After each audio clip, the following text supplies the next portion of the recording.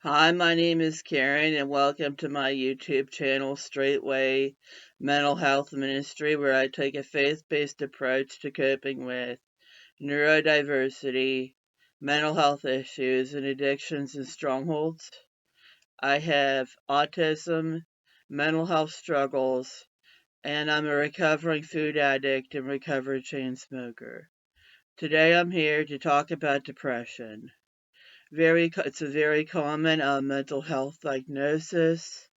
Uh, in order to have a diagnosis of depression, according to the DSM, you have to have some of these symptoms that have lasted for 2 weeks or more, which are prolonged sadness, fatigue, loss of interest in activities that you once enjoyed, loss of interest in sex, unexplained aches and pains, wanting to be alone or fearing to be alone. It can go either way.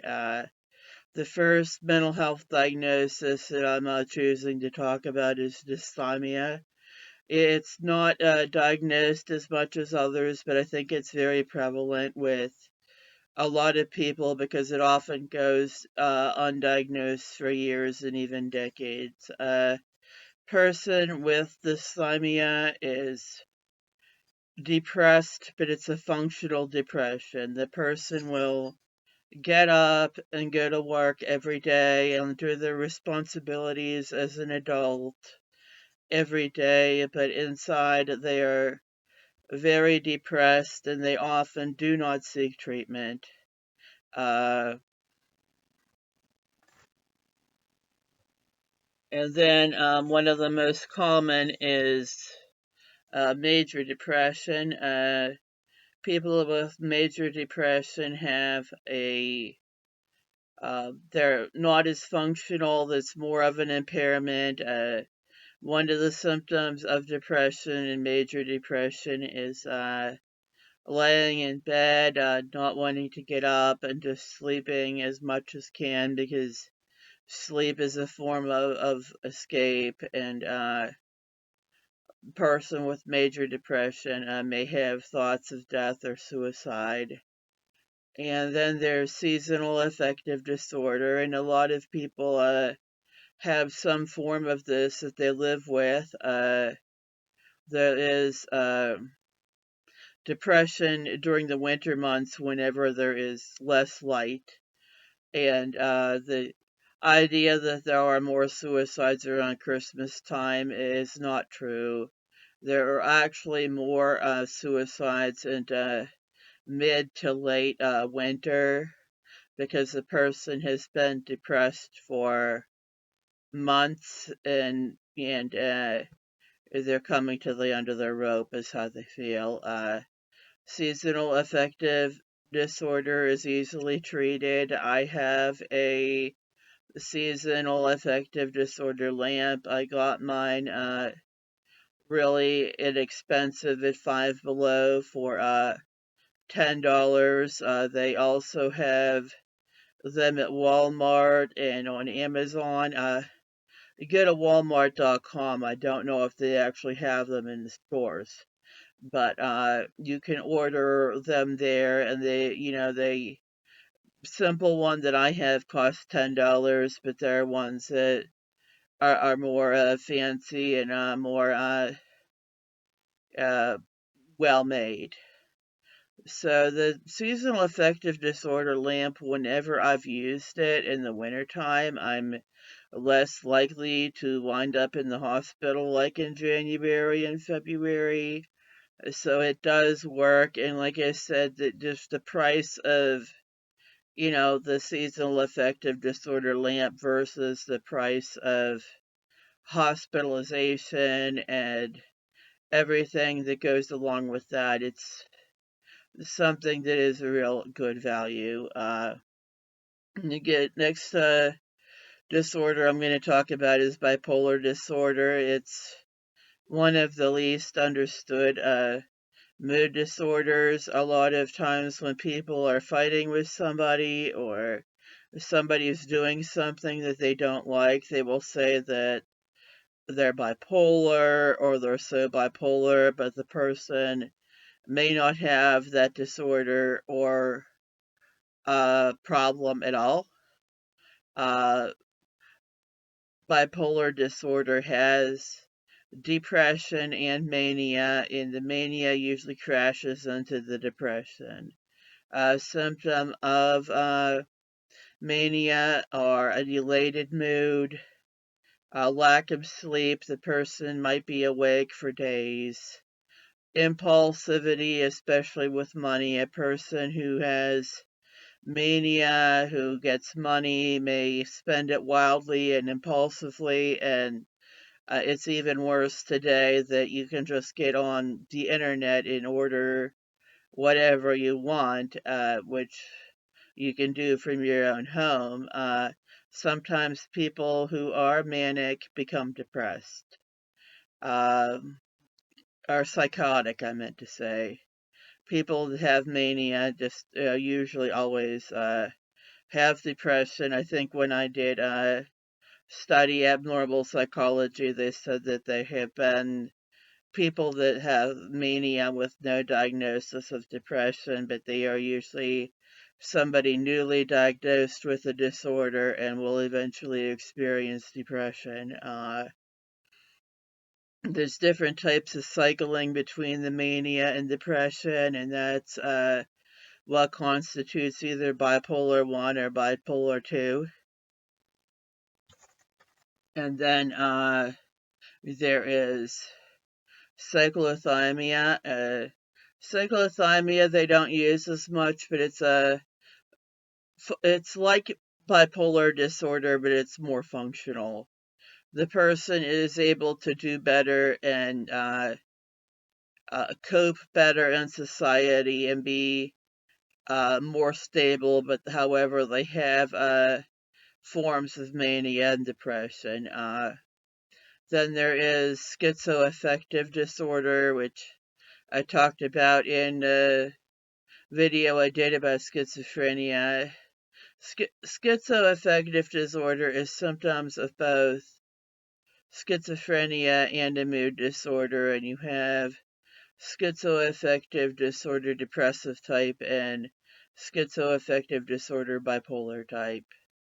Medications for depression, and this is not an exhaustive list, include Paxil, Prozac, of course, Lexapro, Effexor, Zoloft, and Wellbutrin, and there are a group of antidepressants called MAOI inhibitors that aren't used much anymore, but anytime you buy a over-the-counter med, it will usually say that it cannot be used by someone that is on an MAOI inhibitor because it interferes, and like I said, they're not used that much anymore. Some of the medical professionals will also use ECT or electroconvulsive therapy, which they shock the brain, which causes the brain to have a seizure, which is supposed to improve the mood.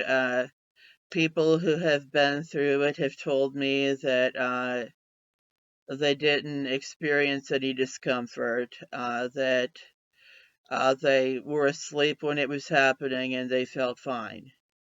For one, it seems like a scary type of thing for somebody to induce a seizure in a person. That's just my personal opinion. Medications that are mood stabilizers are to help with mania, and this includes lithium and Depakote, and both of these you have to have blood work done on a frequent basis, and other ones are Topamax and Lamictal, and some antipsychotics like Abilify or Invega can be used as mood stabilizers. My experience with Abilify was horrific, but that doesn't mean it won't work for someone else. There is therapy where somebody might talk to a therapist with a degree in psychology or social work, biblical counseling, talking to somebody with a degree in biblical counseling rather than somebody with a degree in psychology. They'd be talking to your pastor, talking to a chaplain at the hospital.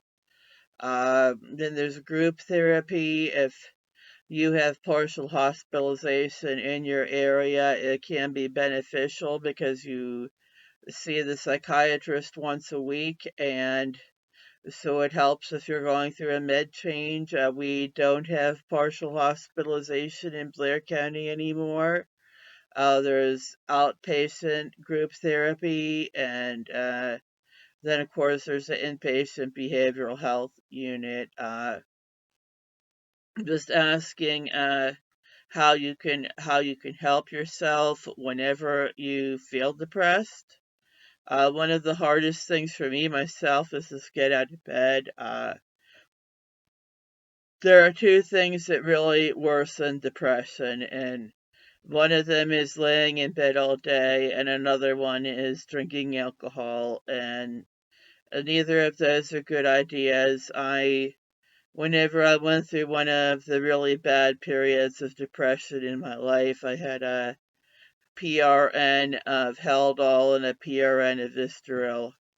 A PRN means that it's take as needed, and so Haldol is an antipsychotic that makes you sleepy, and Vistaril is actually a antihistamine that is used as an anti-anxiety medicine, and I loved those when I was severely depressed because then I could sleep all the time and not have to think about what was bothering me. However, being on those medicines and taking them the way I did and abusing them hurt me in the long run. Uh, Things to do to help yourself. Get yourself to church.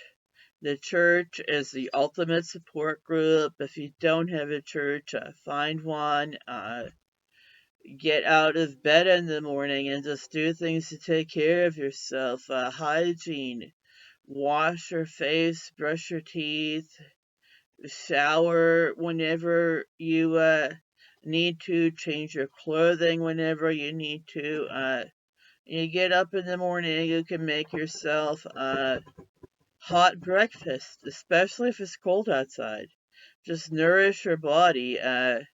Once you're up and moving, to do your devotional time, read and meditate on the Bible, and pray for others.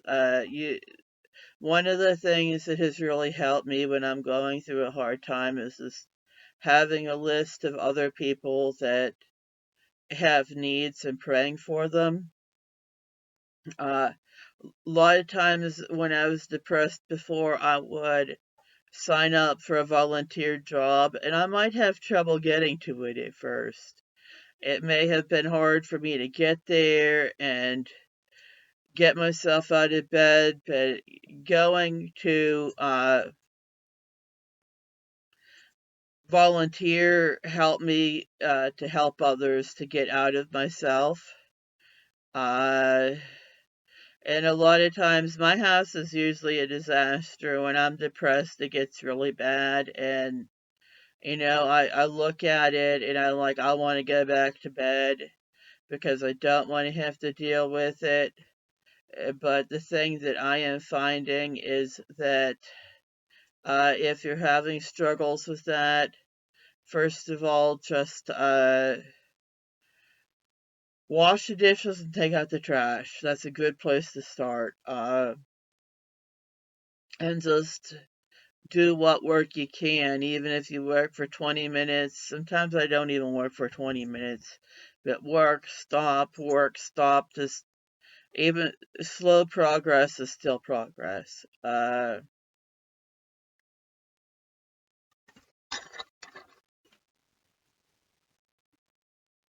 How to help a depressed person. Stormy M. Martin, she's a famous writer, and one of her first books was her autobiography by the name Stormy. And when she went through her period of severe depression, she actually had a friend that would call her to wake her up on Sunday mornings and then come by and pick her up and drive her to church, even though uh, she could do stuff like that for herself because otherwise she wouldn't. And this was just a temporary thing until she was feeling better. You can help a friend who's depressed by doing something like playing board games with them. It might I played checkers with a lady that was depressed in the hospital, and it helped her. Even something like Jenga, even if you're playing Go Fish or something simple like that, it could uh, help a person. Or watching a movie with someone, recommending something light, a cartoon. I know some people don't like Disney, but Disney has a real good one called Inside Out, and movies that are comedies that are funny. Anytime there's certain things in movies that will trigger people. If somebody is a veteran and you're watching a movie that has a war scene or things from Vietnam or the Middle East that are military, that may trigger them, and so you don't want to do that. Drama movies where a character dies, that's not something that is good for a depressed person. Or scary movies usually aren't good because they might trigger a person. I just would recommend a comedy, something light, a kids movie to help them, and just never underestimate the power of prayer for someone's life. It's not all we can do is pray. It's thank God we get to pray. Um, Suicidal thoughts are something that is sometimes a part of depression. So suicidal thoughts, feeling like you don't want to exist, that your loved ones will be better off without you, that nobody cares, that you might have guilt over something you did wrong that you need to take to God about. You might feel hopeless, defeated. Elijah, he felt very hopeless, and God, didn't strike him in the head with a lightning bolt. God sent an angel to give him some food and said, "Get up, eat. I have prophets that are hidden in a cave by someone." Uh, Saul and Jonathan in the Bible committed suicide by falling on their own swords because they were afraid of military defeat, and their last chapter of their life ends in failure. You don't want to do that. Thinking and meditating on ways of ending your life is part of suicidal thoughts. Sometimes a hospital admission is necessary if there is real fear that you're going to hurt yourself, or if you have taken an overdose or done something to yourself. The suicide prevention line is 988. It's three numbers, but if somebody has already done something to themselves, or they're there with a firearm threatening to hurt themselves or someone else, you may need to dial 911 because they need help. Just one thing that I want to say as a myth is that I've known people who think, well, people who was told people who threaten to commit suicide don't commit suicide. And I know a family that lost a loved one over that myth. And this is the very hard thing for them to deal with. And if you drink alcohol, it will increase the depression and suicidal thoughts.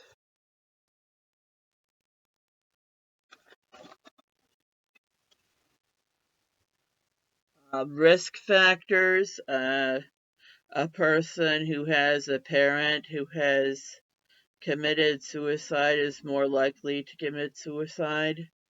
And that's something that you have to think about whenever you're having those thoughts. Veterans are more likely to commit suicide. Men are more likely than women. People from the LGBT community are more likely to kill themselves. A person who is being bullied, and it might not be a kid being bullied at school, it can be an adult being bullied. They are more likely to commit suicide. How to help a suicidal person, too, is listen without judgment.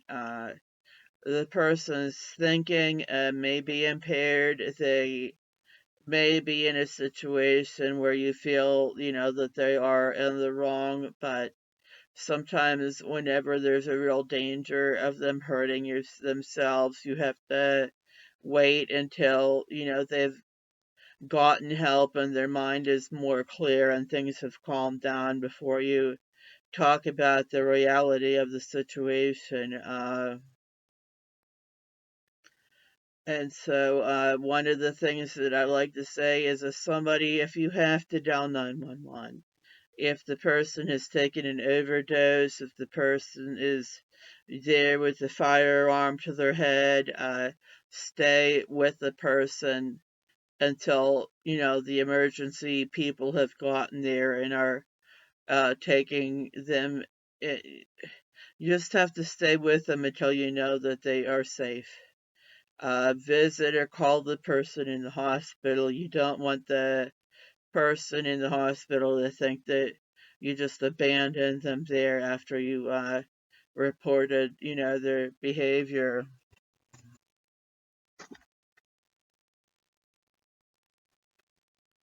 Talking about life on an inpatient unit, anyone can wind up in an inpatient behavioral health unit, and that is anyone.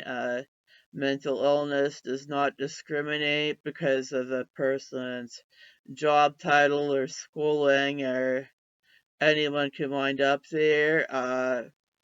I was in the hospital once, and a staff member one day and came in as a patient the next day, trying to hang around the patients that are the most positive, because a lot of times when I've been in the psychiatric hospitals, there are patients that just complain the whole time, and a lot of times they are somebody who either threatened to commit suicide or came in and said they were having suicidal thoughts, or somebody who's actually attempted, and they say those things and have done those things, but then they get angry when people take away everything they can hurt themselves with. And whenever, there's patients who try to hang around the ones that have a positive attitude, that are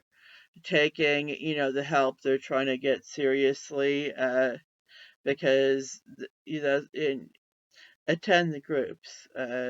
They may be repetitive. You may feel like, well, I've been through those groups. I know what they're about, but you're getting yourself out of the room. You're getting yourself around other people whenever you're attending those groups. So I would also say not to sign a 72-hour notice unless you have to. Just a 72-hour notice is a notice that The doctor has 3 days to determine whether he will let you out voluntarily or is going to commit you longer. Just make use of the time because it's time for you to spend on yourself to get well. Just don't leave the hospital until you know that you're safe. Conclusion, just some of the few things I want to say. Depression is hard. One person described it as giving birth to 12-pound twins. It's a real mental health disorder. It can be fatal. Suicidal thoughts should be taken seriously. Uh, Antidepressant medicines are not happy pills. You will hear that sometimes, and then they will say, oh, they have a pill for whenever you're too happy. Mood stabilizers are not pills for people that are too happy. The people are in such a high mood that it's like their judgment is impaired and it's affecting their ability to function in life. Uh, the people who are depressed are not weak-willed. They can't just pull themselves up by their bootstraps. Depression is a mental illness of the brain with environmental triggers. There is no shame in asking for your help. And with that, to say, take care of yourself. May God be with you.